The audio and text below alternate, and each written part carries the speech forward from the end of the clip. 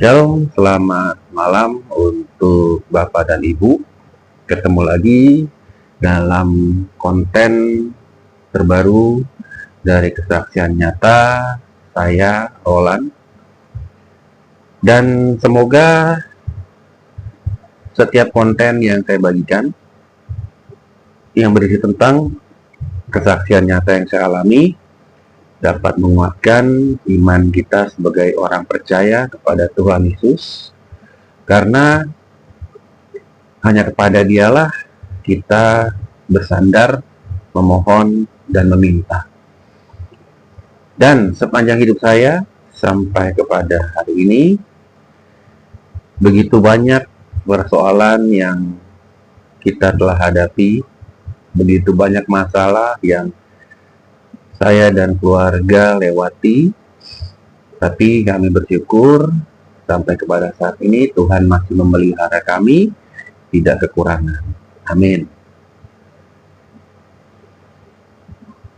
Pada malam ini saya akan membagikan sebuah kesaksian. Tapi sebelum saya membagikan kesaksian tersebut, saya mau menginformasikan bahwa pada saat ini saya juga melakukan pelayanan, ya, pelayanan untuk kemuliaan nama Tuhan, ya. Pelayanan ini tidak masuk dalam satu denominasi gereja, melainkan pelayanan ini saya lakukan bersama istri saya. Apabila ada orang-orang yang memang membutuhkan bantuan, apabila dia sakit ataupun ada gangguan dalam usaha, toko, atau apapun lah, baik itu santet, pelet, itu yang Tuhan tunjukkan kepada kami, pelayanan kami lakukan saat ini. Karena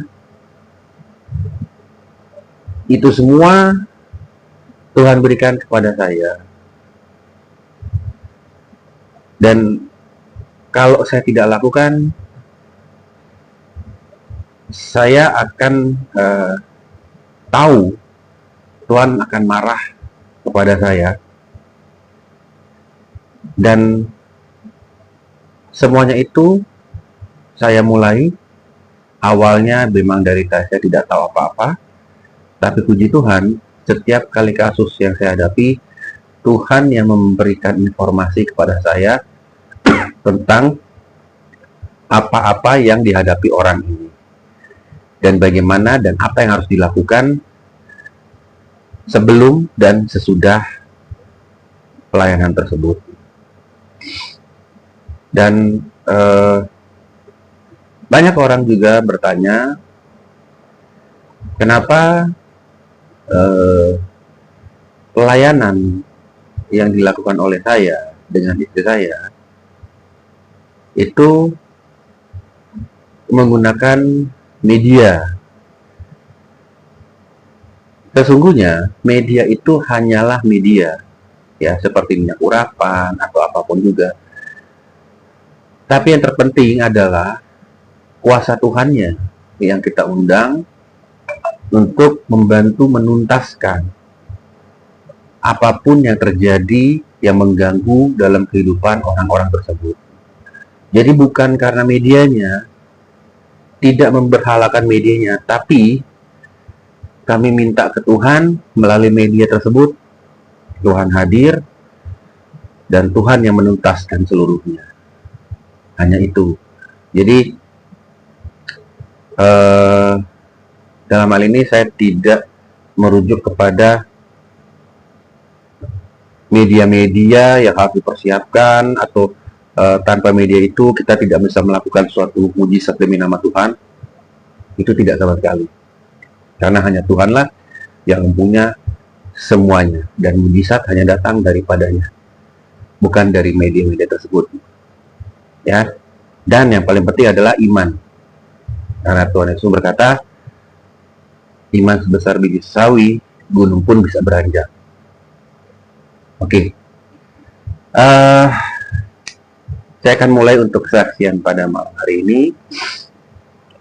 Kesaksian ini sebetulnya diawali di tahun 2017 ya. 2017, 2018 ya. Kalau saya ingat, kalau nggak 2017, 2018, saat itu kejadiannya kakak saya, ya kami cuma 2 kakak beradik. Nah, kakak saya ini menderita satu penyakit yang mana harus dioperasi. Dan operasinya itu adalah operasi ginjal. Ya, karena dia kena serangan di ginjal. Dan pada saat itu dokternya menyarankan dia untuk melakukan operasi. Ya, kalau tidak bisa berbahaya. Nah, kami sekeluarga sampai kepada hari ini kami adalah peserta BPJS, ya, khususnya BPJS Kesehatan. Nah, pada saat itu, ya, kakak saya memang dia mengikuti semua aturan dokter, mengikuti semua check up dari dokter, menggunakan BPJS. Pokoknya tidak ada hal-hal yang keluar dari jalur. Semuanya sesuai dengan jalurnya. Nah, tiba satu ketika kakak saya ini memang ada satu sifat yang memang ingin merasakan sesuatu yang lebih, ya. Ingin merasakan sesuatu yang nyaman, menghendaki satu kenyamanan dalam bidang pengobatan, apalagi opnam. Nah, akhirnya dia ketemu salah satu dokter, sedangkan dokter ini sudah biasa menangani dia. Nah, dokter ini memberikan opsi. Dia berkata bahwa, "Pak, kalau di rumah sakit yang sekarang, Bapak kan harus operasi, cuma fasilitas kita agak terbatas, ya. Kalaupun Bapak masuk di di sini, itu nanti agak lama antrinya, karena kan peserta BPJS. Udah gitu rumah sakit ini kan juga rumah sakit umum, ya, umum. Jadi ya memang ya bukannya peserta BPJS, tapi ya pokoknya karena dia rumah sakit umum dan ini kawasan rumah sakit itu juga di kawasan yang memang ya banyak penduduknya, jadi memang antri. Sedangkan untuk fasilitas ruang operasi, khususnya untuk operasi ginjal, itu sangat terbatas menurut dokter tersebut, ya. Ini pun pembicaraan ini tadinya saya nggak tahu, tapi saya tahu karena diberitahukan oleh ibu saya saat itu, ya. Sekarang ibu saya sudah almarhum, sudah menghadap ke Bapa yang di surga. Nah, kemudian pada saat itu karena kakak saya ini orangnya salah satu yang gak sabaran. Dia mau semuanya cepat, tepat, kalau perlu instan, tapi zona kenyamanan. Nah, ini salahnya ini begini gitu. Jadi nggak mau mengikuti yang namanya antri atau apa, nggak mau dia. Gitu. Pokoknya dia harus di nomor 1 kan, gitu loh. Atau paling tidak kalau bukan nomor 1, ranking kelima gitu. 5 besar gitu ya, tapi nggak mau sampai 100 besar, nggak mau. Nah, akhirnya dokter memberikan opsi. Ada salah satu rumah sakit, agak mewah memang. Kalau mau ke situ, Pak, itu lebih lengkap, cepat ditangani. Udah gitu, Bapak dari situ bisa langsung masuk di VIP, ya.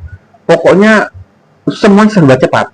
Cepat, nyaman, mantap, bergengsi lah. Nah, Nah, kakak saya diperdengarkan dengan hal seperti itu. Wah, dia langsung telinganya berdiri. Waduh, ini dia nih yang gue mau nih. Kalau perlu habis operasi, masuknya gue hotel. Nah, ini kan pemikiran, kalau menurut saya pemikirannya agak konyol ya. Jadi, melampaui batas yang telah ditetapkan. Ya.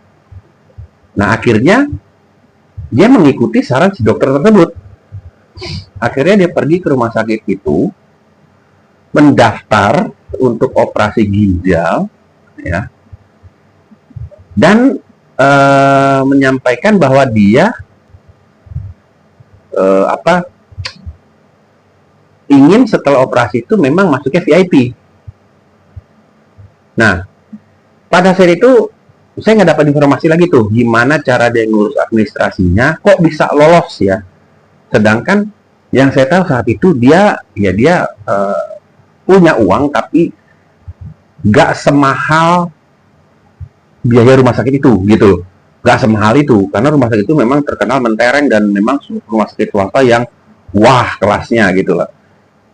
Nah, akhirnya intinya dia berhasil daftar untuk mengikuti operasi ginjal dan mendapatkan fasilitas kamar VIP. Nah, singkat cerita akhirnya dia masuk ke situ dan saya tidak pernah mengikuti sejarah BPJS saya nggak pernah ngikutin lah, istilahnya ya dia kami gitu loh. Nah, akhirnya pada satu hari ya, satu saat itu setelah dia melaksanakan operasi berhasil sukses di rumah sakit tersebut, masuk dia di VIP room dengan fasilitas yang seperti ya sultan lah. Ya saya bersyukur. Tapi itu kan yang nikmati dia, bukan saya. Kan saya bukan orang sakit.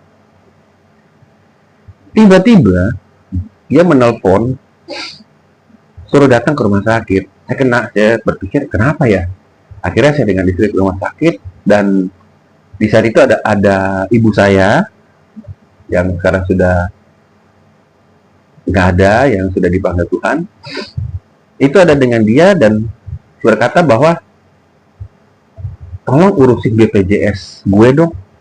Loh, saya berpikir kan bukannya lu masuk sini BPJS tahu, ternyata nggak tahu.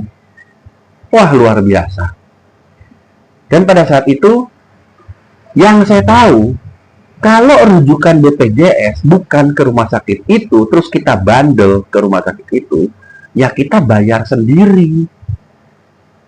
Karena kan kita yang mau. Sedangkan BPJS kan rujuknya ke rumah sakit lain. Nah, ternyata rujukan dia adalah rumah sakit awal. Nah, karena dia termakan dengan omongan si dokter ini, karena dokter itu juga ternyata praktek di rumah sakit itu, dia ngikut. Berarti dia ngikut dokter, tapi dia nggak ngikutin peraturan pemerintah. Nah, ini jadi dilema. Akhirnya, saya menghadap dulu ke waktu itu ruang administrasi, ada suster-suster, dan disodorkan tagihannya. Waktu itu 48 juta. Wah, itu sudah include kamar lah istilahnya.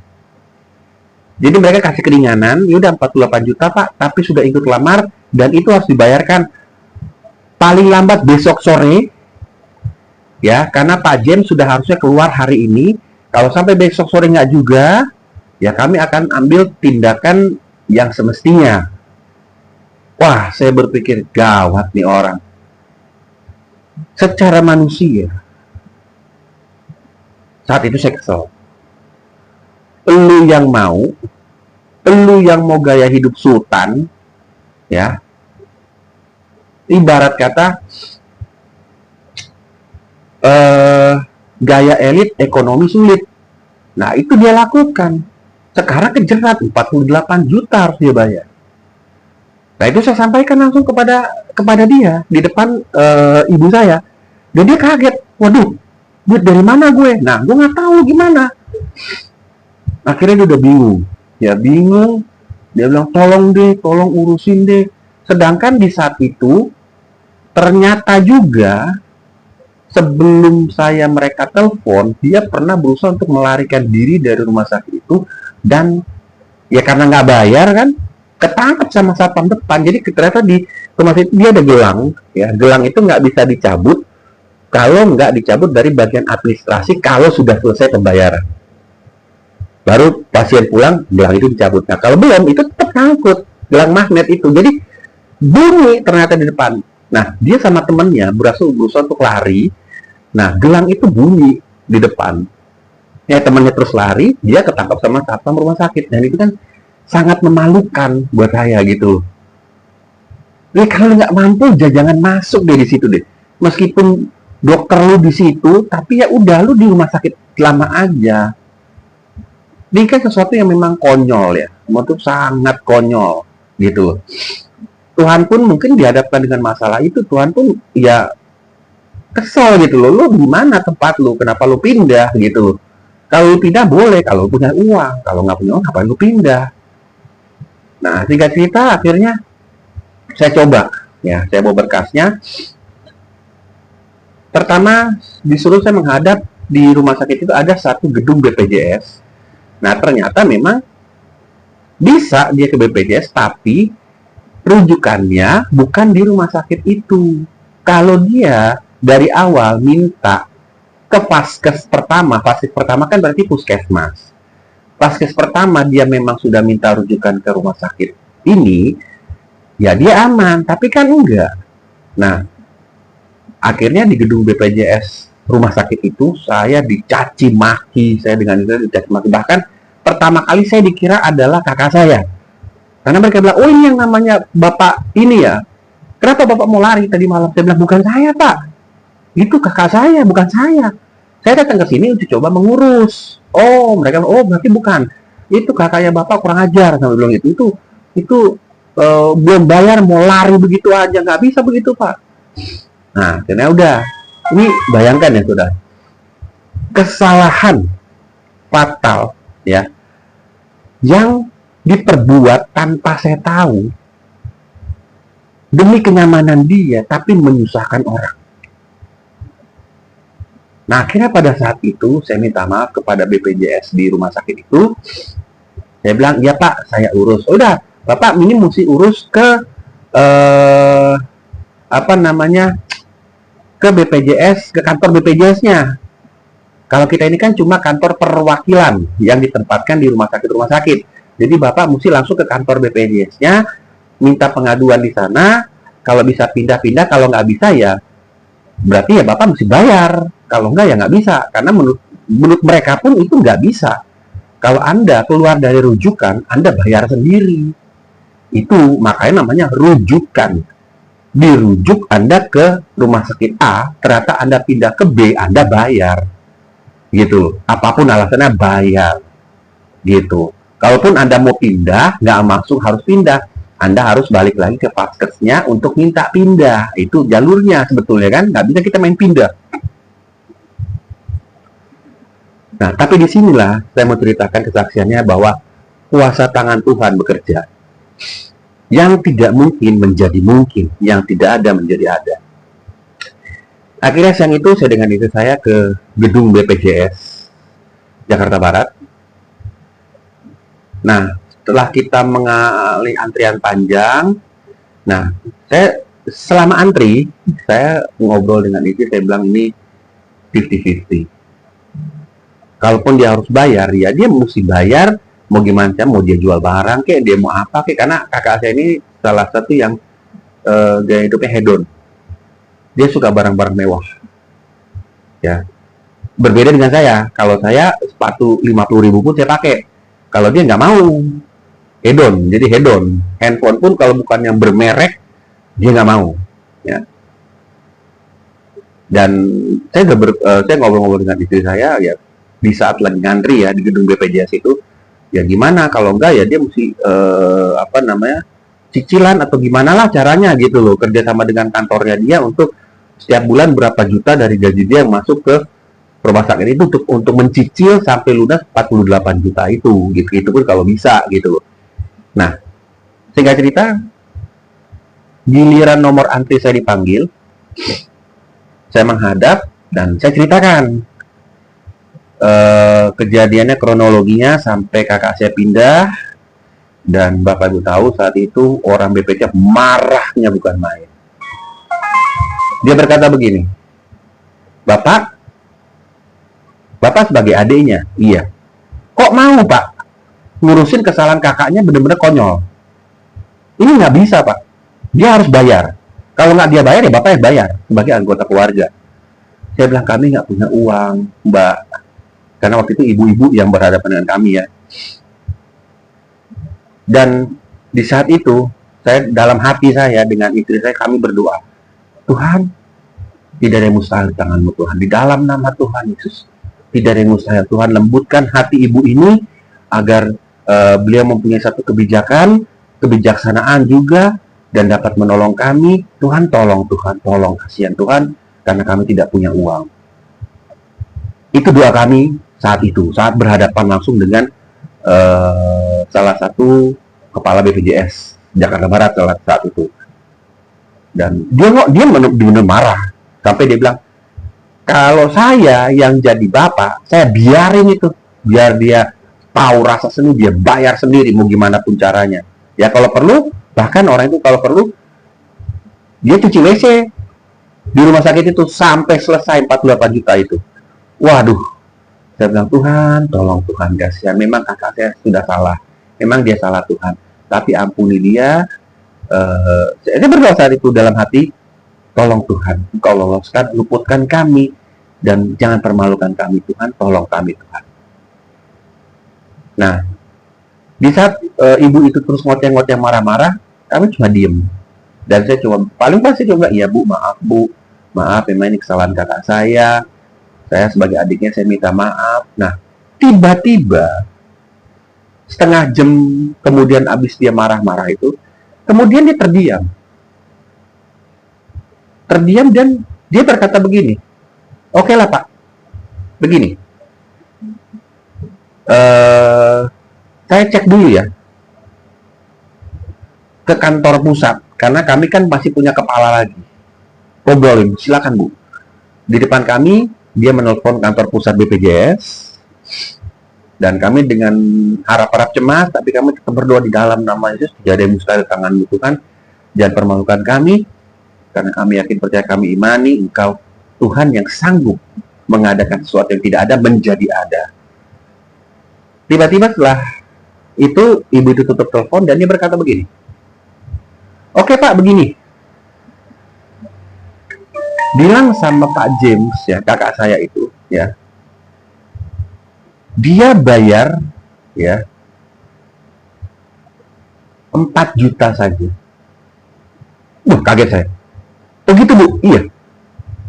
Terus yang 48 enggak usah. Nanti 48 juta itu urusan BPJS. Jadi Bapak Ibu bilang ke dia, gimana pun caranya kalian bayar 4 juta saja ya ke rekening BPJS ya. Nanti sisanya yang 44 jutanya lagi kami yang tanggulangi. Tapi ingat, jangan mengulangi hal ini lagi, jangan mengulangi hal konyol ini lagi. Kalau itu terjadi lagi, kami tidak akan pernah bisa bantu lagi, ya Anda mesti bayar sendiri, tanggung risikonya. Di saat itu, meskipun kami harus bayar, tapi jauhnya, nominalnya itu jauh sekali di bawah. Dan ini saya tahu, Tuhan kasih, kenapa kami harus bayar saat itu? Tuhan kasih pelajaran. Jangan main-main dengan peraturan pemerintah. Saya teringat satu ayat dalam Alkitab.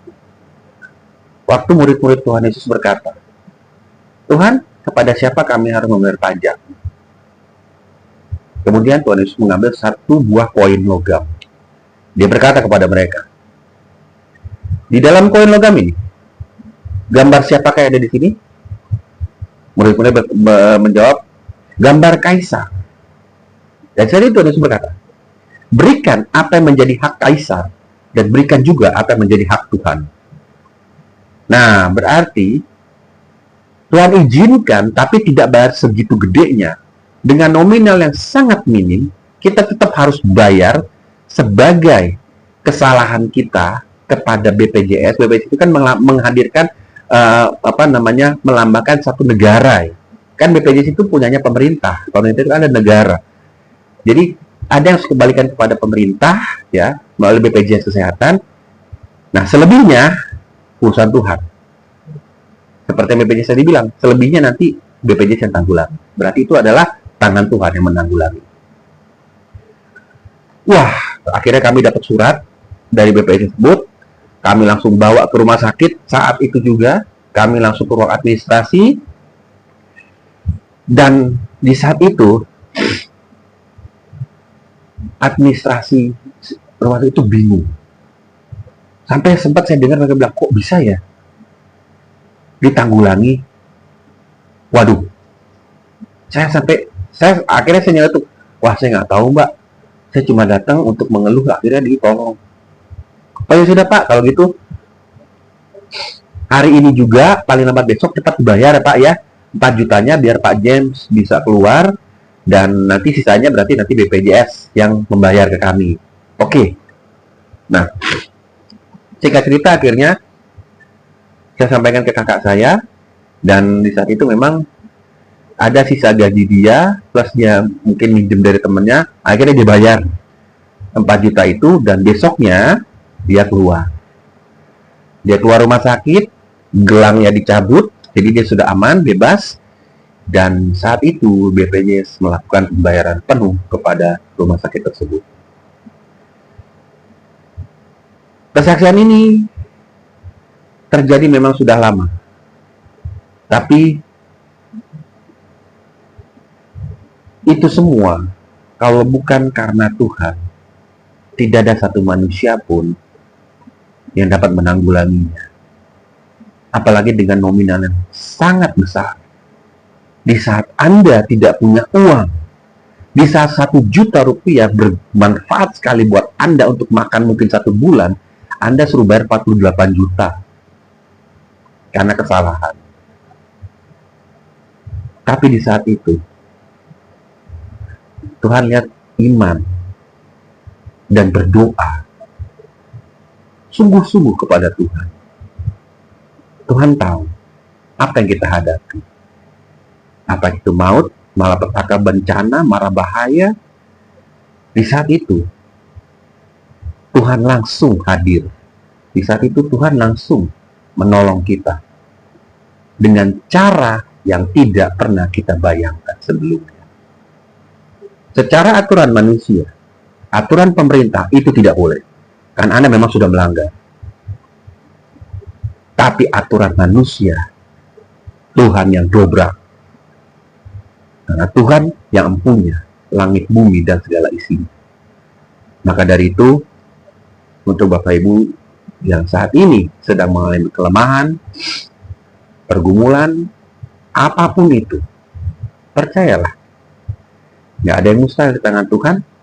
Peraturan apapun dari manusia, vonis apapun dari manusia, tidak bisa mengalahkan doa dan iman kita kepada Tuhan Yesus, Tuhan yang hidup, Tuhan yang sama yang dari dulu sampai sekarang telah menolong kita, dia akan terus menolong kita sampai selamanya. Nanti Anda lihat, bisa kita berdoa dengan iman, Tuhan yang tabrak semuanya, Tuhan yang tuntaskan semuanya. Dan kalau Tuhan yang turun tangan, Tuhan selesaikan, tidak setengah-setengah, Tuhan selesaikan sampai tuntas, sampai lunas. Kalau itu hutang, kalau itu sakit penyakit, Tuhan selesaikan sampai Anda sembuh, sampai Anda bisa berjalan normal kembali.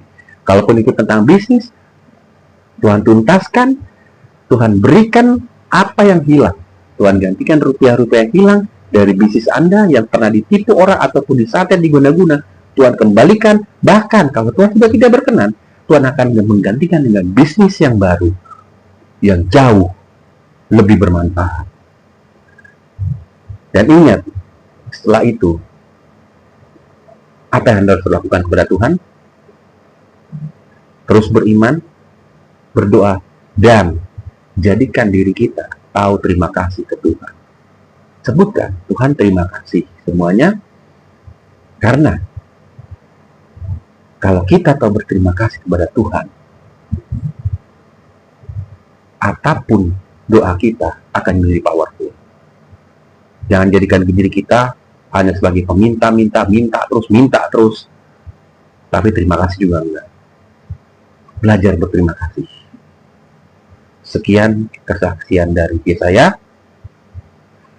Dan terus dukung dalam doa untuk pelayanan saya beserta istri.